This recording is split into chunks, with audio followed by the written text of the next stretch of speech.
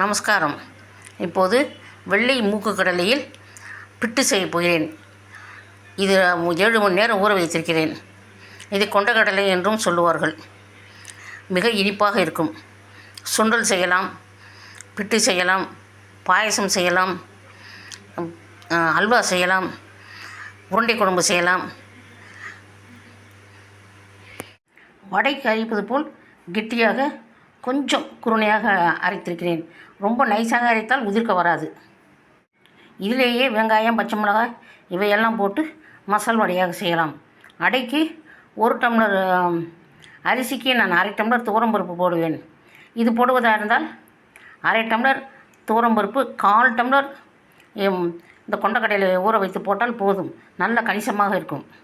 டேஸ்ட்டும் வித்தியாசமாக இருக்கும். தோசைக்கு 2 டம்ளர் பச்சரிசி போட்டால் இது 1/2 டம்ளர் போட்டால் போதும். தோசை நல்லா முறுமுறுப்பாக வரும்.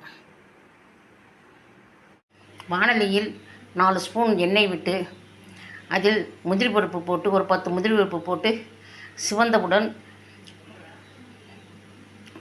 கொண்டக்கடலையை நாம் இட்லியாக வேக வைத்து உதிர்த்து பிட்டாக இருக்கும்.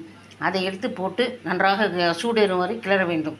சூடேறியதும் தேங்காய் துருவல், ஏலக்காய் போட்டு 1/4 கிலோ கொண்டக்கடலை எடுத்ததற்கு 200 சர்க்கரை போட்டிருக்கேன். சர்க்கரை குறைவாக வேண்டுபவர்கள் குறைவாக போட்டுக்கொள்ளலாம், அதிகமாக வேண்டுமானாலும் போட்டுக்கொள்ளலாம்.